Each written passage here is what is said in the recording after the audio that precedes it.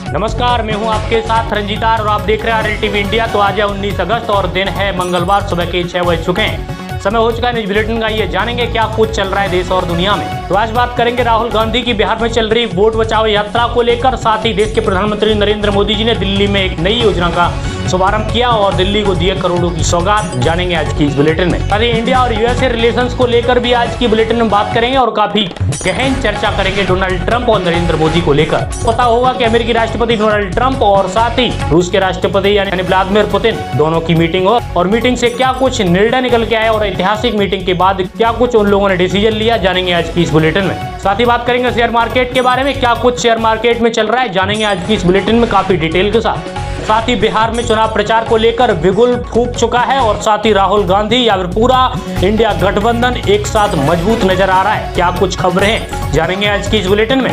तो कहां से देख रहे हैं हमारी बुलेटिन को, आप लोग कमेंट बॉक्स में जरूर बताइए और साथ ही वीडियो को लाइक, चैनल को सब्सक्राइब जरूर कीजिएगा और हाँ, हमें फेसबुक पर फॉलो करना बिल्कुल ना भूलें। फिर स्टार्ट करते हैं आज की इस बुलेटिन को बिना किसी देरी के साथ। तो आज की सबसे पहली खबर निकल के आ रही है। दिल्ली में पीएम नरेंद्र मोदी ने 11,000 करोड़ की 2 प्रमुख राष्ट्रीय राजमार्ग परियोजनाओं का किया उद्घाटन। यानी प्रधानमंत्री नरेंद्र मोदी ने दिल्ली में 11,000 करोड़ की लागत के वाली 2 प्रमुख राजमार्ग परियोजनाओं द्वारका एक्सप्रेस का दिल्ली खंड और शहरी विस्तार सड़क UER सेकंड का रविवार को उद्घाटन किया और UER सेकंड को तीसरी रिंग रोड के रूप में विकसित किया गया है। कार्यक्रम में केंद्रीय मंत्री नितिन गडकरी और मुख्यमंत्री रेखा गुप्ता और हरियाणा के मुख्यमंत्री नायब सिंह सैनी उपस्थित थे। अगली खबर भी आ रही है दिल्ली से, यानी दिल्ली में बाढ़ को लेकर एडवाइजरी जारी और 19 अगस्त तक खतरे के निशान को पार कर सकती है यमुना। यानी दिल्ली में यमुना नदी का जलस्तर चेतावनी स्तर को पार कर गया है और इस बीच बाढ़ के खतरे को लेकर केंद्रीय जल आयोग की ओर से एडवाइजरी जारी की गई है।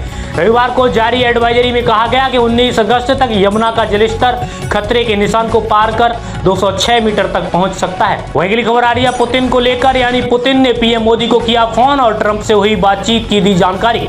यानी रूसी राष्ट्रपति व्लादिमीर पुतिन ने अलास्का में हुई राष्ट्रपति डोनाल्ड ट्रंप के साथ मुलाकात के बाद प्रधानमंत्री नरेंद्र मोदी को फोन किया है और मोदी ने बातचीत की और जानकारी देने के लिए पुतिन का धन्यवाद किया। पीएम मोदी ने कहा कि भारत ने लगातार यूक्रेन युद्ध की शांतिपूर्ण समाधान का आह्वान किया है और इसको लेकर सभी प्रयासों का समर्थन करता है। अगली खबर आ रही है पटना से। पटना में एसटेट अभ्यर्थियों पर पुलिस ने किया लाठीचार्ज और एग्जाम की मांग कर रहे थे अभ्यर्थी। Bihar state teacher eligibility test अभ्यर्थियों पर सोमवार को पुलिस ने पटना में लाठीचार्ज किया और दरअसल शहर में बड़ी संख्या में अभ्यर्थी शिक्षक भर्ती परीक्षा TRI 4 से पहले FTE एग्जाम कराए जाने की मांग को लेकर विरोध प्रदर्शन कर रहे थे और रिपोर्ट्स के मुताबिक बिहार सरकार ने कहा कि अगली FTET परीक्षा 2026 में होगी। अगली खबर आ रही है बिहार से, यानी बिहार में चल रही थी अंतिम संस्कार की तैयारी और जिंदा लौटे धराली बाढ़ के 3 मृतक। धराली उत्तराखंड में अचानक से आई बाढ़ में मृत माने जा रहे 3 लोग पश्चिमी चंपारण में घर लौट आए। परिजन उनका अंतिम संस्कार करने की तैयारी कर रहे थे, लेकिन तीनों में से एक राहुल ने कहा कि हमें बाढ़ के बारे में पता ही नहीं था। तीनों धराली के नजदीकी इलाके हरसिल से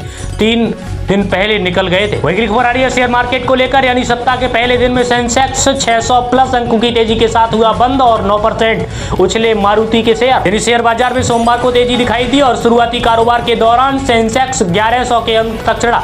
हालांकि कारोबार के अंत तक सेंसेक्स 676 अंक की बढ़त के साथ 81,273 जबकि निफ्टी 245 अंकों की तेजी के साथ 24,876 पर बंद हुआ। सेंसेक्स 30 में सूचीबद्ध कंपनियों में से सबसे ज्यादा तेजी मारुति सुजुकी 9% की शेयरों में दर्ज की गई है। अगली खबर आ रही है असम सरकार को लेकर, यानी असम सरकार ने सीमेंट कंपनी को आदिवासी इलाके में 3,000 बीघा जमीन दी और हाईकोर्ट भड़क गया। यानी असम सरकार ने धीमा हसाओ में माइनिंग के लिए एक प्राइवेट कंपनी को 3,000 बीघा आदिवासी जमीन अलॉट कर दी है और जिसमें गुवाहाटी हाईकोर्ट ने आपत्ति जताई है। सुनवाई के दौरान जस्टिस संजय कुमार मेधी ने वकील से पूछा कि 3,000 बीघा पूरा जिला, यह क्या हो रहा है, यह कैसा फैसला है, क्या यह कोई मजाक है या कुछ और। अगली खबर आ रही है राहुल गांधी को लेकर, राहुल गांधी की सक्रियता से महागठबंधन हुआ मजबूत और वोटर अधिकार यात्रा बनी गेम चेंजर। राहुल गांधी की बढ़त सक्रियता से महागठबंधन को नई ऊर्जा मिली है। सासाराम से शुरू हुई वोटर अधिकार यात्रा SIR प्रक्रिया के विरोध को आंदोलन में बदल दिया है और कांग्रेस इसे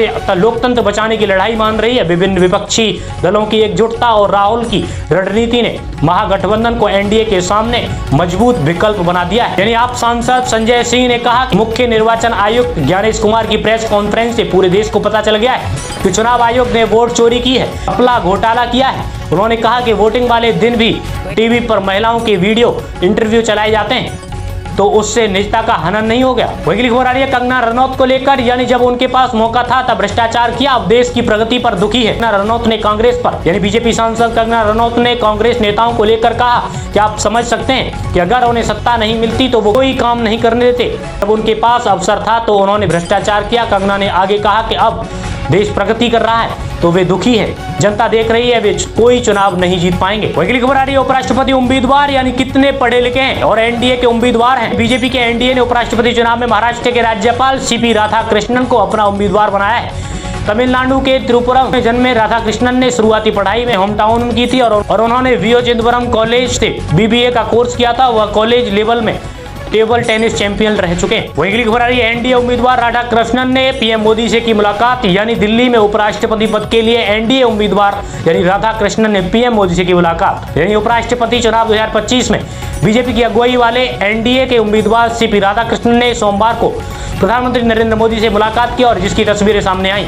वहीं इससे पहले प्रधानमंत्री नरेंद्र मोदी ने राधाकृष्णन को उपराष्ट्रपति चुनाव में उम्मीदवार बनाए जाने पर खुशी जाहिर की थी। रिपोर्ट के मुताबिक उपराष्ट्रपति पद से हाल ही में जगदीप धनखड़ ने इस्तीफा दे दिया था। वही खबर आ रही है यूपी में कांग्रेस ने वोट चोरी के आरोपों को लेकर सीईसी के आवास पर किया प्रदर्शन, यानी कांग्रेस कार्यकर्ताओं ने सोमवार को बीजेपी और भारत चुनाव आयोग के खिलाफ वोट चोरी के आरोपों को लेकर आगरा उत्तर प्रदेश में मुख्य चुनाव आयुक्त सीईसी ज्ञानेश कुमार के आवास के बाहर विरोध प्रदर्शन किया और प्रदर्शन का वीडियो सामने आया, जिसमें कार्यकर्ताओं ने ज्ञानेश कुमार वोट चोर आगरा छोड़ लिखे बैनर पर पकड़ रखे हैं। वही खबर आ रही है 2 घंटे की बारिश में लकवाग्रस्त हो जाती है दिल्ली, सीजीआई गवई ने कहा है 2 घंटे में बारिश में दिल्ली लकवाग्रस्त हो जाती है। उन्होंने ट्रैफिक जाम को गंभीर समस्या बताया। उन्होंने यह टिप्पणी सुप्रीम कोर्ट में त्रिशूर केरल में NH 544 के एक टोल प्लाजा को लेकर सुनवाई के दौरान की। दरअसल केरल हाईकोर्ट ने हाईकोर्ट की खराब हालत के कारण टोल वसूली को रोका है। वही खबर आ रही है वित्त मंत्री सीतारमण को लेकर 23,000 लगाकर हर महीने 10 लाख कमाने की वित्त मंत्री सीतारमण का वीडियो फर्जी है। IB ने बताया कि सोशल मीडिया पर वित्त मंत्री निर्मला सीतारमण का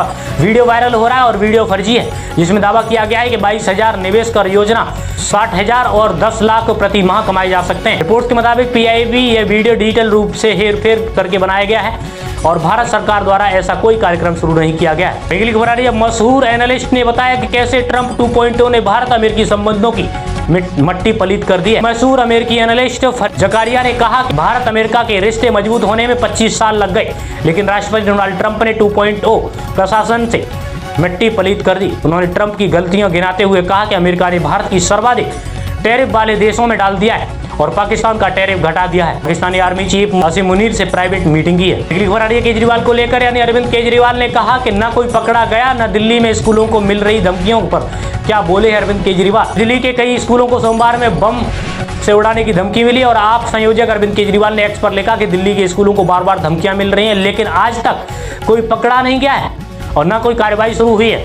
उन्होंने कहा और आगे लिखा कि बीजेपी से न तो दिल्ली संभल रही है और न ही दिल्ली की कानूनी व्यवस्था। वही खबर आ रही है ज्ञानेश कुमार को लेकर, यानी सीईसी ज्ञानेश कुमार के खिलाफ महाभियोग प्रस्ताव लाने की तैयारी कर रहा है विपक्ष। यानी रिपोर्ट्स के मुताबिक विपक्षी दल मुख्य निर्वाचन आयुक्त ज्ञानेश कुमार के खिलाफ महाभियोग प्रस्ताव लाने के विचार कर रहे हैं। रिपोर्ट के मुताबिक इसे इंडिया गठबंधन की बैठक में चर्चा हुई। कांग्रेस नेता राहुल गांधी के वोट चोरी के आरोप SIR को लेकर विपक्ष के विरोध के बीच चुनाव आयोग ने रविवार को प्रेस कॉन्फ्रेंस की थी। दोस्तों आज की बुलेटिन में इतना ही। होप आप सभी को बुलेटिन पसंद आई। वीडियो को लाइक, चैनल को सब्सक्राइब जरूर करना और साथ ही इस वीडियो को शेयर भी करना। चलिए मिलते हैं आप सभी से नेक्स्ट बुलेटिन के साथ। तब तक के लिए जय हिंद, जय भारत, वंदे मातरम।